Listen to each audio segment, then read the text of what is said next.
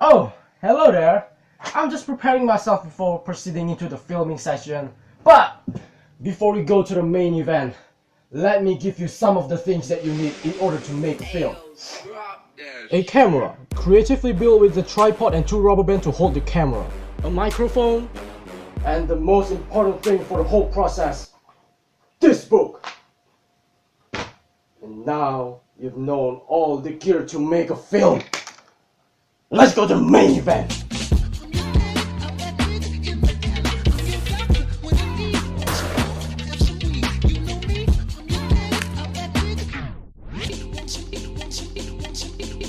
About 1.5 years ago, I dived into the world of filmmaking for the very first time. I find myself had a lot of amazing ideas I want to share. Those ideas were blowing inside my brain like fireworks on New Year's Eve. So I learned how to write a proper movie screenplay in order to help myself make these amazing ideas come alive. But those ideas will not come alive like a finger flick. 2 months after I mastered writing script, I learned how to take a proper camera shot. At the same time, I also learned how to edit a proper film.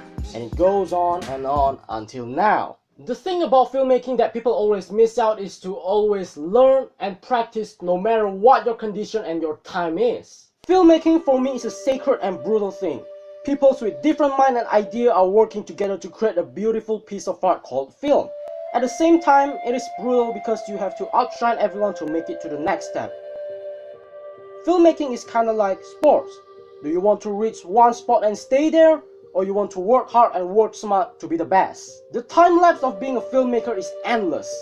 I've been making films for almost 2 years now, and these are the things that I've learned in order to make a good and meaningful films. I classified into 5 simple steps.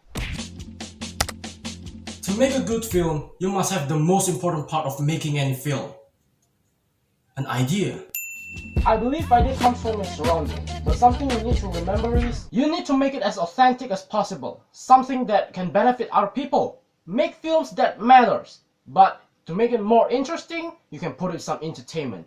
Entertainment is hugely beneficial. Also, to make your film stand out from the other film, make sure to make it a little bit different.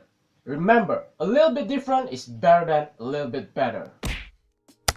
Now, after you brainstorm and develop your idea, it's time to write down your idea. But thing you have to remember is research. I do research to make sure the thing I'm talking about is correct. After I do my research, I write everything down in a narrative structure. In writing down my ideas, I have 3 points on how I tell my stories. 1. Motive, which is the reason why your audience should watch your film until the end. Make sure to make your motive clear so the audience can relate to your film. 2. Delivery, which is delivering your motive. Communication must be done honestly. And 3. Persuasion, which is the end, and also the part where I call is the climax.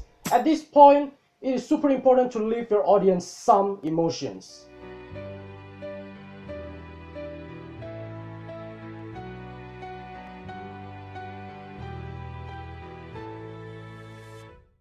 While you write down your idea, also consider about where the location you want to film and what your film expects to be on the editing session.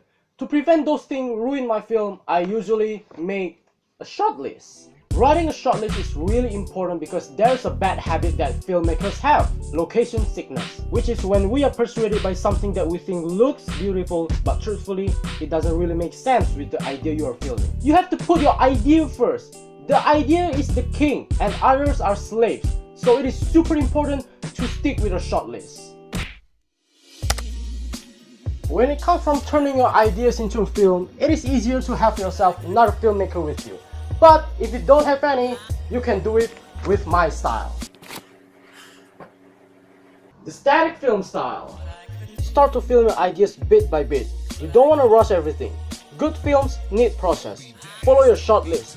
But the most important thing, have fun. Because filmmaking is supposed to be fun. If you're not feeling it, there's no point of doing it.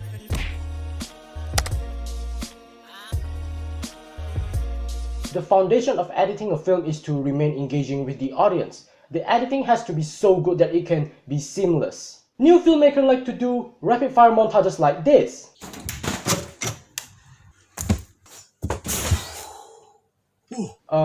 That rapid fire montages doesn't seem like a conversation, and also it doesn't look seamless. Editing is all about pace and rhythm. It's like music, where you can also play with the rhythm. You can sometimes slow it down or you can speed it up. It depends on how you want to build the feeling in your film. After you collect your footage, lay everything down on your editing software, shot per shot. And then you need to build the feeling, which is why I use music and sound effects. It is the most crucial part of any film. Usually, I use 5 to 10 musics per film. Finding the music that suits your story is the hardest part. So if you are stuck with this part, be patient. In addition to this part, you can also use stock footage to support the scene you want but you don't have the footage of. The other way to support your story is to use motion scrapbooking. It is a part of a stop motion where you manipulate your video by using photos you photograph frame by frame and make those motion as an individual animation. In order to achieve this effect, you will need a consistent light to avoid ambient light, as this will be noticeable in the editing part, a stable rig, scissor, any scrap objects you have, a printer, and the most important thing, a creative mind. First of all, you need to work on how long the motion scrap will take place for each section and where it will take place. This will give you the idea of how the animation you want to be. 2. Create a scene. Use the scrap objects to create the environments and characters that supports your story. This is the way you have to be really creative about how the story you want to be. Also, think about the color usage, texture, and shape. Shoot frame by frame. Each frame, move your object a little bit to bring life to the object. 3. Drop all the photos to your project. Make sure to set the sequence to 24 frames per second and each frame will hold for 2 frames. Motion scrapbooking generally should be shot at 10 to 13 FPS to give the stop motion feeling. Combine all your frames into one scene. And if it doesn't make sense to your story, then you have to do it all over again. An important note to all of you film editors, if your editing doesn't support your story, then you can find other techniques that can fit the story. Remember, your idea is the king and everything else are the slaves. If I can say, the less effect you use, the better it will be. Your film has to be so good that they doesn't realize your editing, they rather immerse in your story. This is the part where I feel like is the hardest part. The part where other people can watch your film and they can judge your film freely. It is not easy at the first time, but the most important part of any film is to share them to the world. Judgment and critics can help you to improve yourself, so don't be scared to share your film. But before you release your film to the world, one need to make a thumbnail and a title. This will help you gain people's attention and click on your film. One secret about creating a thumbnail is people are more engaged to a film if they know who the creator behind the film is. You can create some sparks to the audience by creating a thumbnail and a title that are not misleading from the actual story, but still put some spice in it. You have to find the balance of not lying, but at the same time you are slightly bending the truth. And now it's time for you to do the hardest part, clicking the upload button.